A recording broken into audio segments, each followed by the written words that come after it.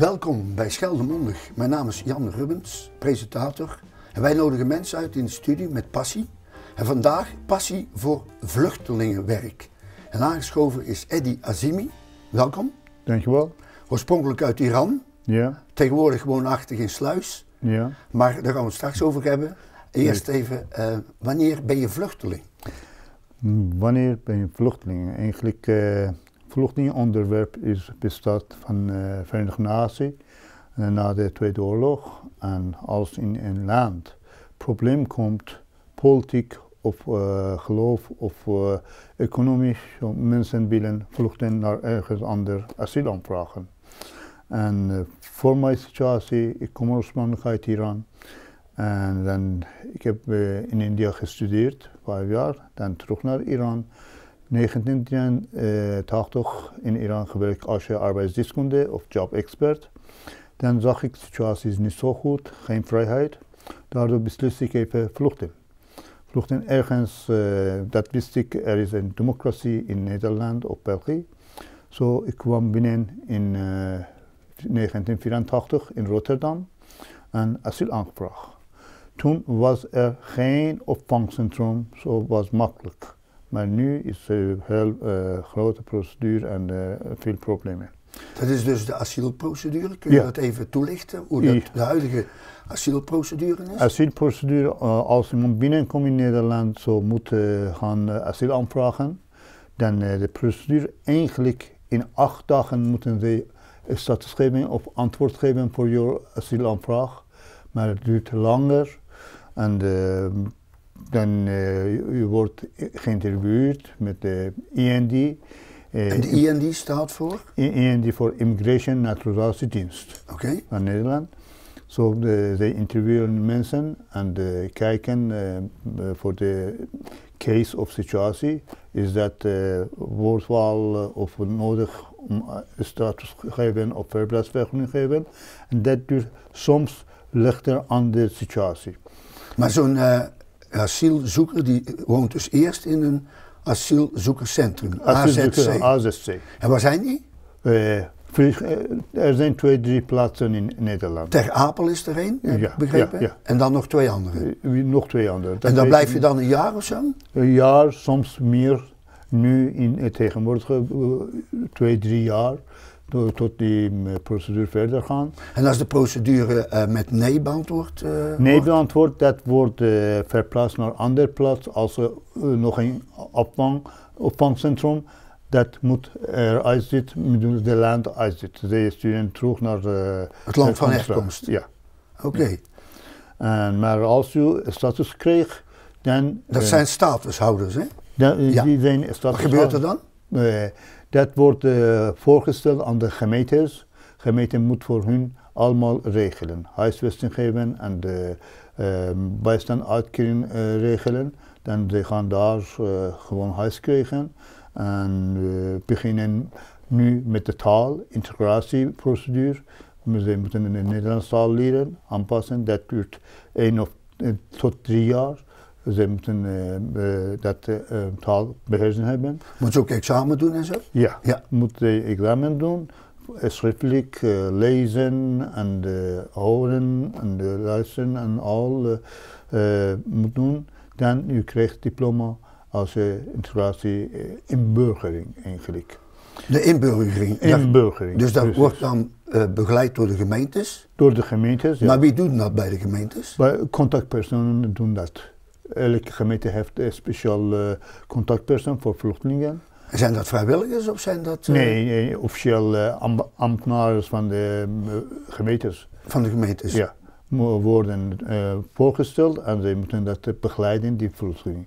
En sommige plaatsen zijn vluchtelingenwerk Nederland. Die werken vrijwilliger, helpen vluchtelingen voor 1 jaar. En zij krijgen ook subsidie voor die vluchtelingen.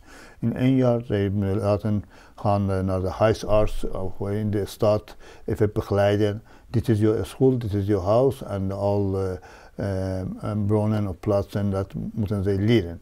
Voor kinderen, al huisarts, tandarts en wat is de cultuur. Daarna blijft altijd met de gemeente. De gemeente moet hun helpen en gewoon bijstand uitkering geven. en alles verzekerd worden en eentje allemaal geregeld worden. Maar als iemand nou vragen heeft, dan gaat je dus, zo'n asielzoeker, die gaat naar de gemeente toe? Die naar de status, gaan naar gemeente. En wordt er dan spreekuur gehouden of zo? Ja, elke gemeente heeft eigen spreekuur. Je leert dat wanneer je naar de gemeente gaat, je problemen uitleggen of brieven die je kan niet lezen, met hun doornemen en al problemen oplossen. Nou, ik gehoord dat je maandagmiddag of maandag? Ja, ik doe eigenlijk spreekuur in? Spreekuur in de gemeente Terneuzen. Gemeente Terneuzen? Ja. En elke maandagmiddag vanaf 1 uur tot 3 uur zit ik daar en mensen komen, vluchtelingen van Iran, Eritrea, Syrië en verschillende Irak allemaal komen. En ook Afrikaanse landen? Afrikaanse landen, natuurlijk. Maar Eddie, hoe gebeurt dat met de taal? Met de taal? Ik spreek ongeveer met 6 talen. 6 talen? Ja. En welke zijn dat? Dat is Farsi, Turks, Azeri, Nederlands, Engels en een beetje Hindi, Urdu, omdat in India gestudeerd. En wat is dan goedenavond in het Iranees? In Iranees, goedenavond, Shab Bekhair. Shab Bekhair? Shab Bekhair, ja. Dan moeten we straks even, als we afscheid nemen, eventjes in het Iranees Shab Bekhair zeggen, precies. Ja, geweldig. Maar dan, het is vandaag maandag 5 maart, is de opnamedag. Ja. Hoeveel vluchtelingen heb jij dan begeleid vandaag? Vandaag 6. 6? 6 vluchtelingen. Ik ken hun wel. Ja. Ze komen regelmatig daar om brieven of toeslagen over de delta-betaling van de energie. Telefoon. Ja, CZ en zo. Verschillende brieven komen voor hun en wij moeten dat voor wat regelen.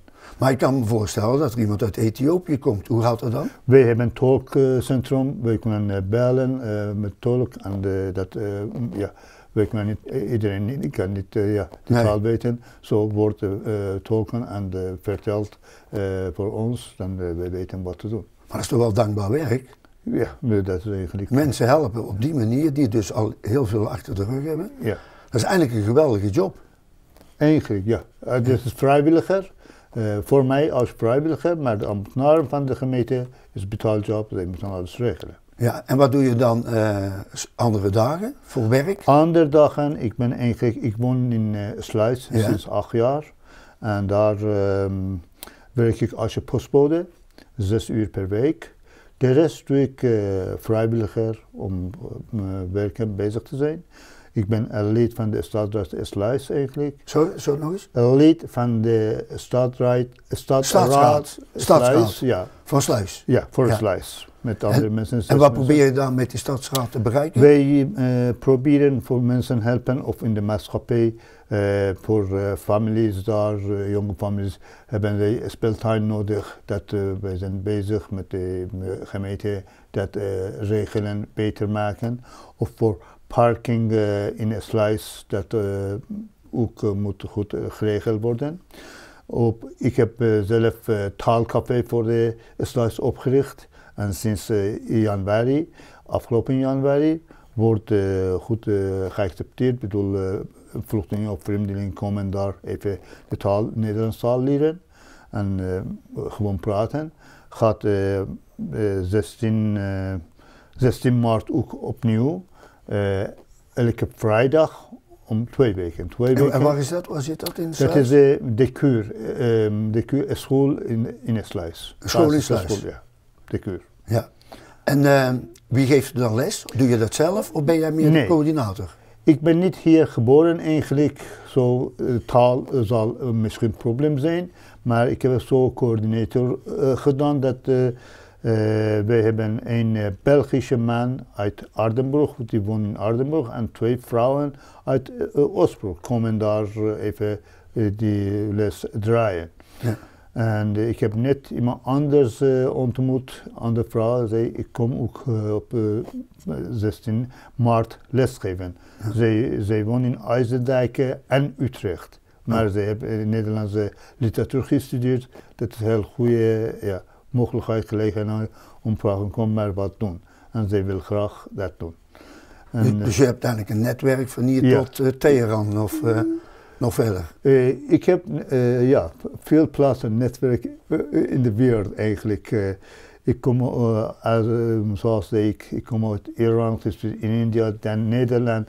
Dan ging ik naar Amerika, 15 jaar in New York, New Jersey. Zeg maar Weerbrugger. En dan nu terug naar Nederland. Zo, ik heb genoeg netwerk international. En hoe lang ben je nou al Nederlander? Ik ben in Rotterdam, sinds 30 jaar ben ik Nederlander. Dus jij gaat ook stemmen? Ja, zeker. Ja, zeker. Ja. En weet je al op wie dat je gaat stemmen? Dat ik kan niet zeggen nu. Nee, dat hoeft ook niet op, maar je weet het al. Ja, ik weet al. Ja, ja dus dan 21 maart zijn de verkiezingen. Ja. Nou, dat is wel mooi, want ik was aanwezig in Belfort bij de gemeenteraadsvergadering. Ja. En daar hebben we elkaar ontmoet. Ja, ik dacht, die wil ik toch eens een keer in de studio hebben. Hè, want je hebt zo'n enorm leven achter de rug. Je kunt zoveel mensen helpen op allerlei gebieden. Ja. Ik denk dat heel veel mensen heel blij met jou zijn. En, ja, ze zijn blij dat iemand hun taal weet en informatie geeft. Ze zijn heel blij. Ze bellen mee en vragen en wat te doen. Dus ik geef advies en zo. En dan is spin in het web eigenlijk. Hè? Ja. En heb je ook kinderen? Ja, ik heb een kind. Ik ben gescheiden. Zij is in Amerika geboren eigenlijk. Zij is 17 jaar oud. 13 jaar in Amerika geboren. Zoon of dochter? Zoon of dochter? Dochter. Dochter. Dus die is nou 17 jaar? 17 jaar. Zij is 13 jaar in Amerika geboren met haar moeder. Dan verhuisd naar Spanje. 2,5 jaar in Spanje. Dan nu sinds 2 jaar zit hier in Nederland. Ja. En zij zit in zwemcollege en doet tweede jaar als je zorgaanwezig zijn. En spreekt hij ook met 6 Nederlands is 6 taal voor haar. 6 talen? 6 talen, ja. En nog een vraag. Lokale omroepen, wat wil jij daarmee of wat zegt jou dat?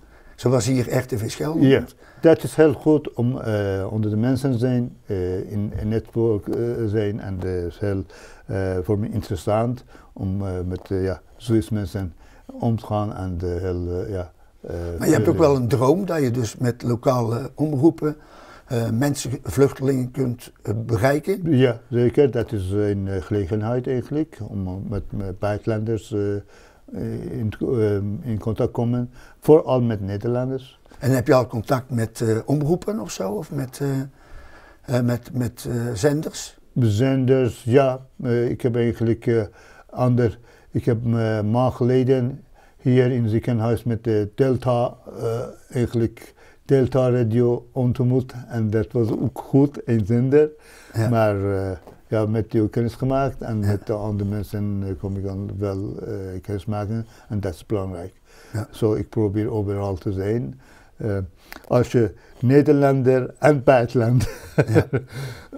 Ja. Hoe zit het eigenlijk met economische vluchtelingen? Want ik kan me voorstellen dat mensen een land ontvluchten omdat de economie zo slecht is en dat ze dan toch talenten en hoe werkt dat? Kijk, dat het meestal uit Afrika zijn economische vluchtelingen. Ja. En worden die dan ook begeleid door jullie? Ja. Zij komen hier. Maar gaat dat ook via de gemeentes dan? Via de gemeente. Dus economische vluchtelingen? Economische vluchtelingen. Okay. Allemaal. Economische of sociaal, zeg maar, maatschappelijke vluchtelingen of politieke vluchtelingen. Diegenen die echt de politiek zijn en hun leven in gevaar, zo onmiddellijk, zij krijgen een status en zij worden gesteld in ergens in de gemeente, ergens in het land. De laatste vraag dan. Er zijn natuurlijk een hoop vluchtelingen hier. Hoe zit het dan met gezinshereniging? Dat is een lange proces eigenlijk, ligt eraan. Maar ligt eraan uit welk land kom je vandaan. Diegenen die uit Syrië kwamen hier, dat is anders. Wordt helemaal snel gesteld en gezinshereniging wordt geregeld. Maar voor degenen die uit Iran komt of uit Afrika komt, is het een beetje moeilijk. Het duurt heel lang. Heel lang. Maar het is wel mogelijk. Het is mogelijk, ligt eraan, ja. Heel moeilijk, ja. Oké, heb jij nog opmerkingen voor de kijkers dat je zegt, dat wil ik nog als droom zien? Dus je hebt het taalcafé genoemd, zijn er nog mensen die je nodig hebt, bij wijze van spreken? Ja, dat is als iemand hulp nodig, ik kan wel helpen. En, Zij bellen mee en gewoon ik geef advies wat te doen. Dit is Nederland en de situatie, cultuur is anders. Ja. Je moet dat leren en verder gaan, aanpassen met de cultuur. Nu zijn we in de gemeente Sluis. Hebben die nou ook nog asielzoekers of vluchtelingen? Er zijn in de gemeente Sluis ook, maar niet zoveel.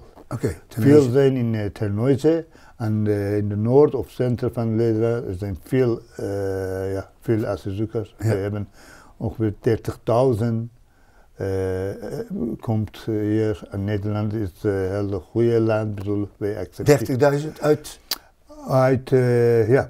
Ik kan zeggen 40.000 uit Iran, sinds 30 jaar, sinds 35 jaar. Ja. 40.000 uit Iran, maar van verschillende landen komen wel. Oh ja. Of we hebben 28.000 uit Syrië. 28.000 uit Syrië, ook uit gedurende zoveel jaar? Ja. Gedurende 3 jaar na de oorlog. Nou Eddy, wij gaan het afsluiten. Dan kijken we even die kant op, naar die camera.